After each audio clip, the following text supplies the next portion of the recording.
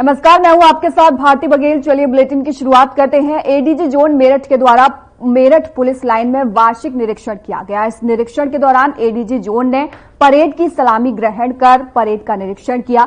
बता दें कि जनपद मेरठ पुलिस लाइन में एडीजी जोन में आपको बता दें कि परेड की सलामी उपरांत परेड का निरीक्षण किया गया। तत्पश्चात पुलिस लाइन का भ्रमण कर विभिन्न शाखाओं का भी निरीक्षण किया गया।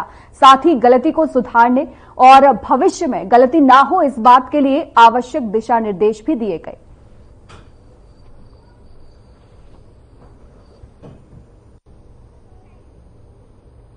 तो एडीजी ने आपको बता दें कि पुलिस लाइन का निरीक्षण किया। इसके साथ ही साथ जो कमियां वहां पर देखने को मिली उनको लेकर तमाम दिशा निर्देश जो है वो भी एडीजी के द्वारा दिए गए। वह तस्वीरें आपको साफ तौर पर मेरठ से दिखा रहे हैं, जहां पर आप देख सकते हैं किस तरीके से एडीजी जो है वो निरीक्षण करते हुए नजर आ रहे हैं। और इसके साथ ही साथ कुछ तस्वीरों में आप साफ तौर पर ये भी देख सकते हैं कि किस तरीके से वो दिशा निर्देश जो है वो भी देते हुए नजर आ रहे हैं। आपको बता दें कि जब एडीजी यहां पर पहुंचे थे तब पुलिस वालों ने उनको सलामी दी और इसके साथ ही साथ उन्होंने पूरे विभाग का निरीक्षण भी किया। लखनऊ में विश्व के मुख्य न्यायाधीशों के 25वें अंतर्राष्ट्रीय सम्मेलन का उद्घाटन मुख्यमंत्री योगी आदित्यनाथ ने किया, जहां उन्होंने कार्यक्रम को संबोधित किया। इस दौरान सीएम योगी ने क्या कुछ कहा, आपको सुनवाते हैं। विश्व के 25वें अंतर्राष्ट्रीय मुख्य न्यायाधीशों और न्यायाधीशों के सम्मेलन के आज के इस उद्घाटन कार्यक्रम में समारोह में उपस्थित his excellency miss Catelyn Novak, ex-President Hungary, His Excellency Mr. Paquita Mosisili, ex-Prime Minister Lesotho, His Excellency Mr. John Henry Saint, ex-PM Haiti Republic, international court of justice के माननीय न्यायमूर्ति श्री दलवीर भंडारी जी,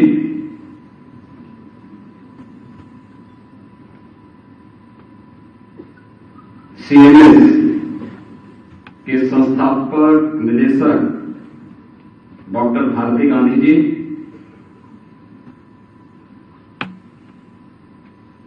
प्रबंधक सीएमएस प्रोफेसर गीता गांधी किंगटन, अध्यक्ष CMS Lucknow mister Roger किंगटन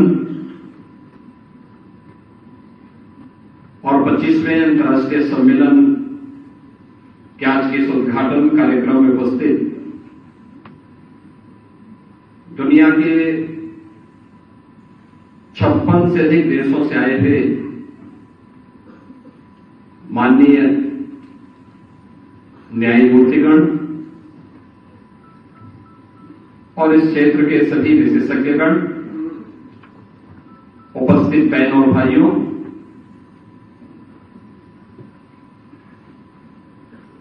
Bharat के सबसे बड़ी आबादी के राज्य उत्तर प्रदेश के इस 25वें सम्मेलन के उद्घाटन कार्यक्रम के अवसर पर मैं आप सभी का उत्तर प्रदेश शासन और उत्तर प्रदेश के नागरिकों की ओर से हृदय से स्वागत करता हूं, अभिनंदन करता हूं।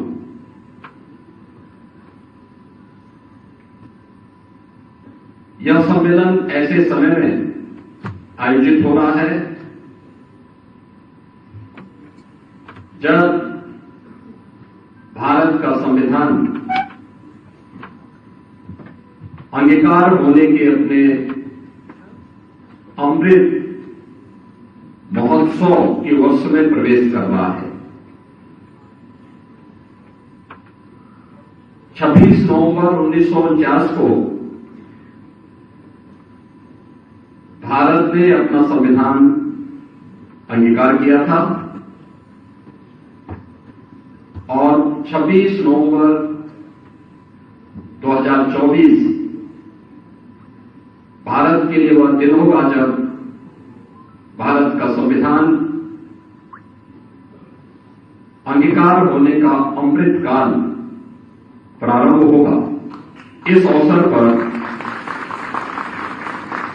भारत के संविधान के अनुच्छेद यानी आर्टिकल 51 पर आधारित विश्व के माननीय न्यायाधीशों और मुख्य न्यायाधीशों का यह सम्मेलन अत्यंत ही प्रेरणादायी,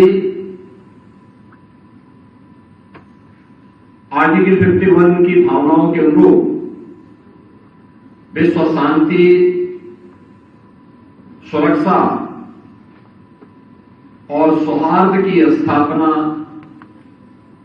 के दृष्टि से अत्यंत महत्वपूर्ण साबित होगा।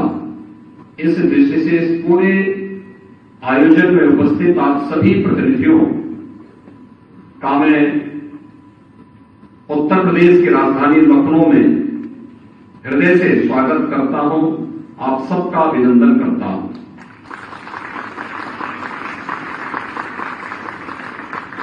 इस सम्मेलन में आप सभी माननीय अतिथियों को, बहुत सारे अतिथि ऐसे होंगे जिनको कई बार इस सम्मेलन में आने का अवसर प्राप्त हुआ होगा और एक कमी जरूर आपको नजर आ रही होगी कि सीएमएस के संस्थापक और आज से 25 वर्ष पहले जिनके नेतृत्व में और जिनके मार्गदर्शन में यह सम्मेलन लखनऊ में प्रारंभ हुआ था, आज वे भौतिक दृष्टि हमारे बीच में नहीं है। श्री जगदीश गांधी जी, जिनका भी कुछ देर पहले यहां पर इस सभागार में स्मरण किया गया, मैं इस अवसर पर उन्हें भी विनम्र श्रद्धांजलि अर्पित करता हूं और सिटी मांटेसरी स्कूल की संस्थापक निदेशिका डॉक्टर भारती गांधी और इस अंतर्राष्ट्रीय सम्मेलन की संयोजिका और संस्था की प्रबंधक प्रोफेसर गीता गांधी किंगटन जी को इस सम्मेलन के लिए किसी जगदीश गांधी जी ने जो एक शुरुआत की थी आज से 25 वर्ष पहले, उसको उन्होंने अनवरत रूप से आगे बनाए रखा है। इसके लिए मैं उन्हें हृदय से बधाई देता हूं।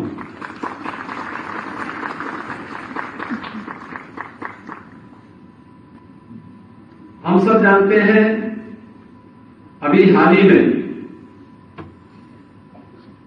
प्रधानमंत्री मोदी जी ने संयुक्त राष्ट्र के समिट ऑफ द फ्यूचर को संबोधित करते हुए दुनिया के राष्ट्राध्यक्षों का एक आह्वान किया। उन्होंने बहुत महत्वपूर्ण बातें वहां पर कही कि मानवता की सफलता युद्ध में नहीं बल्कि सामूहिक शक्ति में निहित है। भारत मानता है कि युद्ध से किसी समस्या का समाधान नहीं निकलता है। समस्या का समाधान भारत के संविधान के अनुच्छेद 51 की भावनाओं के अनुरूप आपसी बातचीत से ही निकाला जा सकता है। इसमें कोई संदेह नहीं कि आज युद्ध एवं आतंकवाद का दंश झेल रहे विश्व के 2.5 अरब बच्चे और आने वाली पीढ़ी को सुरक्षित करने की आवश्यकता है। हमारी नैतिक जिम्मेदारी है कि हम उनके लिए विरासत में एक सुरक्षित समाज छोड़ जाएं। ऐसे में दुनिया भर के सभी देशों के राष्ट्र प्रमुखों से मेरा आग्रह है कि वे सभी एक मंच पर आकर भावी पीढ़ी को सुंदर, स्वच्छ और भय रहित समाज उपलब्ध कराने में अपना महत्वपूर्ण एवं सशक्त योगदान अवश्य दें। प्रधानमंत्री मोदी जी का यह वक्तव्य संयुक्त राष्ट्र संघ के समिट ऑफ द फ्यूचर में एक अत्यंत ही मार्मिक और विश्व शांति की दृष्टि से मील का पत्थर साबित होने वाला वक्तव्य है।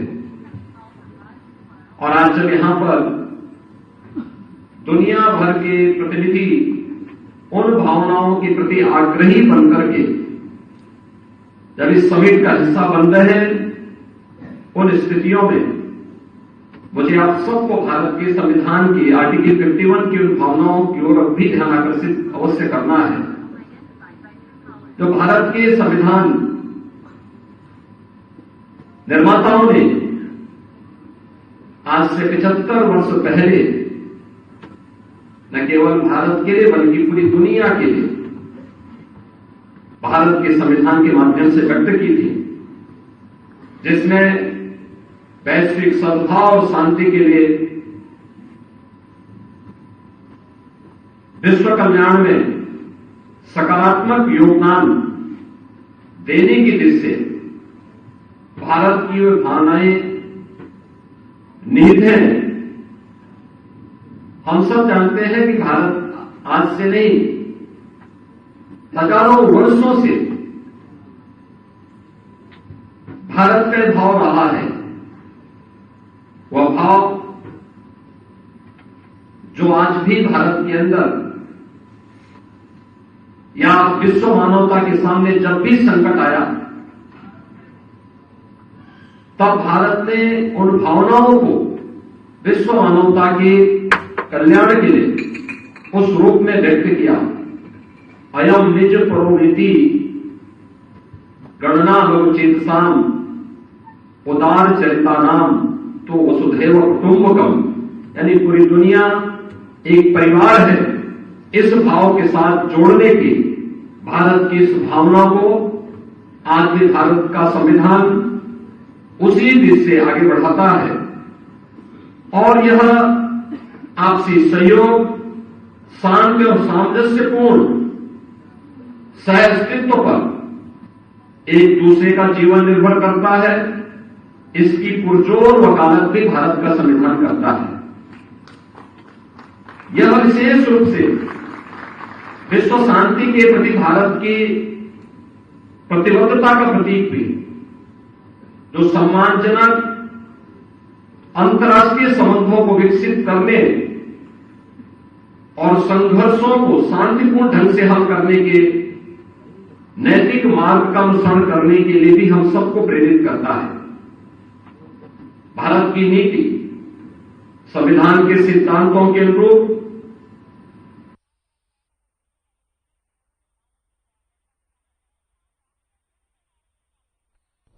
यूपी के सीएम योगी आदित्यनाथ ने कहा कि यह गर्व का क्षण है कि 140 महिलाओं को वन रक्षक के रूप में भर्ती किया गया है, जो महिला प्रतिनिधित्व बढ़ाने के हमारे लक्ष्य की दिशा में एक सराहनीय कदम है। पर्यावरण संबंधी मुद्दे, विशेष रूप से ग्लोबल वार्मिंग, आज दुनिया के लिए एक बड़ी चिंता का विषय है। हीट वेव, बाढ़ और सूखे जैसी ये चुनौतियां मानवीय क्रियाओं और वैज्ञानिक प्रगति से उत्पन्न होती हैं, जो पृथ्वी की जैव विविधता को प्रभावित करती हैं। उत्तर प्रदेश वन विभाग को 701 नए वन दरोगा प्राप्त हो रहे हैं। इससे पहले सितंबर 2024 में 647 वन रक्षक वन विभाग को प्राप्त हुए थे। इतनी बड़ी संख्या में नियुक्ति के कारण वन विभाग में विभिन्न स्तर पर जो गैप था उसको पूरा करने में मदद मिलेगी। मैं इस चयन के लिए अधीनस्थ सेवा चयन आयोग के को धन्यवाद देते हुए आप सभी को, आपके अभिभावकों को वन दरोगा के रूप में नियुक्ति पत्र प्राप्त होने पर हृदय से बधाई देता हूं।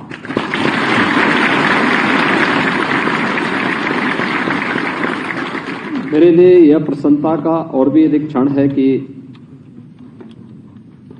वन और पर्यावरण जैसे विषय में 701 वन दरोगा की इस नियुक्ति में 140 महिलाओं की भर्ती हुई है।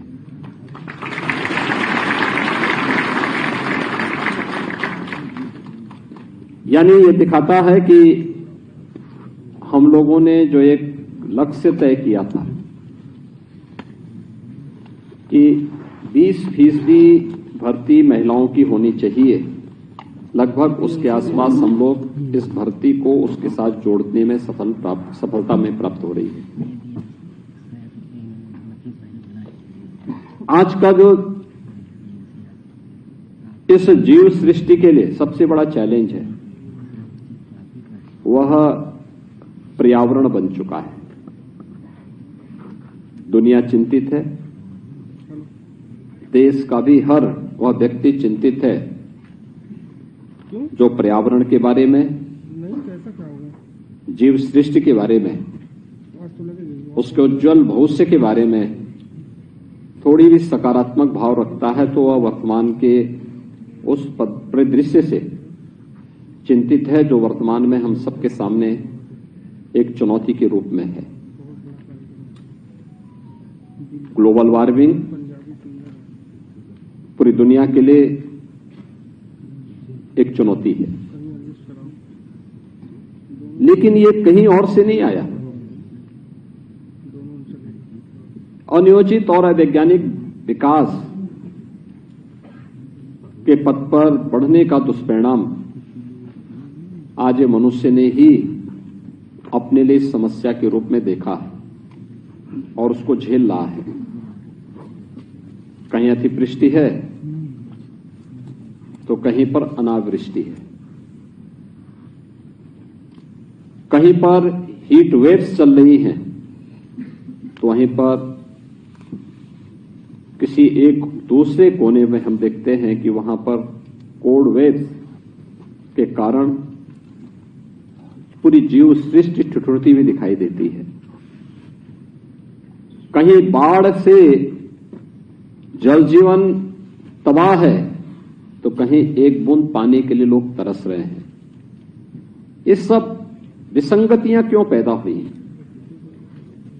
आखिर सृष्टि का एक रौद्र रूप प्रकृति के इस भयानक रूप के रूप में हम कैसे देख रहे हैं?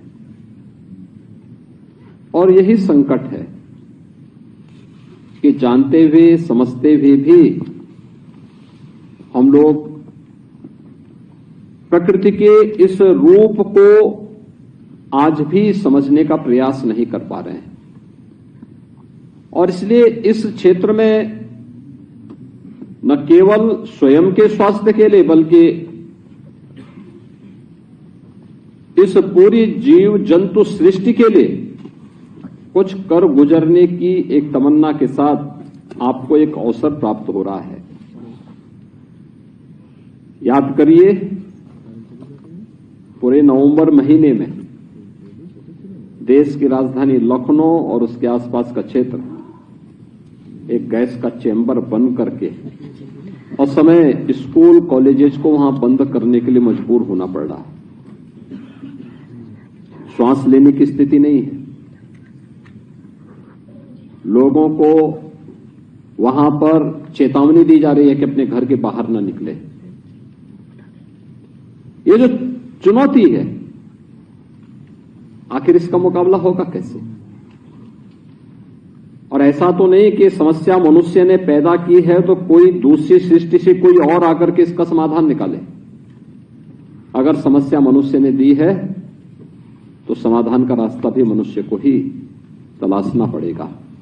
और समाधान का रास्ता के लिए ही सबसे अहम भूमिका का निर्वहन कोई विभाग कर सकता है तो वह पर्यावरण वन विभाग से जुड़े हुए आप सभी जितने भी उसके कार्मिक हैं वे सभी मिलकर के समस्या का समाधान का रास्ता निकाल सकते हैं। और उसमें दोनों रास्ते हमें अपनाने पड़ेंगे। एक, लोगों को हम किसी को निवेश करने से रोक नहीं सकते, विज्ञान को आगे बढ़ने से हम रोक नहीं सकते, हम बैरियर नहीं खड़ा कर सकते, लेकिन अधूरा ज्ञान खतरनाक होता है। ऐसे ही अधूरा विज्ञान भी खतरनाक होता है। अधूरी टेक्नोलॉजी नहीं, अगर किसी को उद्योग लगाना है तो वह इस बात को भी सुनिश्चित करेंगे कि कार्बन उत्सर्जन कम से कम हो, पर्यावरण को प्रदूषित करने वाली गैसेज कम से कम उत्सर्जन कम से कम हो। प्रयास ये होना चाहिए कि जीरो लिक्विड डिस्चार्ज तक हम उसको पहुंचाने की दिशा में कार्य कर सकें। टेक्नोलॉजी आ चुकी हो, टेक्नोलॉजी को अपनाएं। एक और जहां इस पक्ष को लेकर के हमें कार्य करना होगा, लेकिन साथ साथ लगातार वन आच्छादन कम होना भी हम सबके लिए एक चिंता का विषय होना चाहिए। आम जन को भी इसके प्रति जागरूक बनाना पड़ेगा। धरती माता के गर्भ में छुपा हुआ जल का जो भंडार है, उसमें जो कमी आ रही है, उस कमी को फिर से वापस लाने के लिए जल संरक्षण के प्रति लोगों को आग्रही बनाना पड़ेगा। वनों में अपने निहित स्वार्थ के लिए लगाई जाने वाली आग को नियंत्रित करना पड़ेगा। अनेक ऐसे कार्यक्रम अपने स्तर पर आप आगे बढ़ा सकते हैं जो लोगों को पर्यावरण की रक्षा के लिए, पर्यावरण की में जागरूकता पैदा करने के लिए एक यह दायित्व वन विभाग के वन दरोगा के रूप में आपके स्तर पर होता है। दूसरा, जंतु उद्यान भी आपके पास है। जितने भी प्राणी उद्यान हैं ये भी विभाग के अंदर ही आते हैं। वन्य जीवों की रक्षा भी करना, लेकिन साथ साथ प्राणी उद्यान के माध्यम से या फिर जो प्रदेश सरकार ने अलग अलग स्थलों पर अपने टाइगर रिजर्व बनाए गए हैं, उनको भी इको टूरिज्म की दृष्टि से भले ही हम उन्हें वहां पर एक सीजन में टूरिस्ट के लिए ओपन करें, खोलें, लेकिन हमें इस बात को ध्यान में रखना होगा कि वन्य जीवों में अनावश्यक छेड़छाड़ न हो, उनके जीवन के साथ कोई खिलवाड़ न हो। कैसे बेहतरीन संवेदना के माध्यम से हम एक संवाद की बेहतरीन माध्यम को आगे बढ़ा सकते हैं जो वन्य जीवों के प्रति आम नागरिक को भी जागरूक कर सके। इस दायित्व का निर्वहन करने में भी आप बड़ी भूमिका का निर्वहन कर सकते हैं, लेकिन लकीर का फकीर बनकर के नहीं हो सकता। अक्सर क्या होता है, सरकारी नौकरी जब व्यक्ति पाता है तो पाने के बाद वह अपने दायित्वों का निर्वहन पूरा ईमानदारी के साथ करने में कहीं न कहीं विफल सा दिखता है।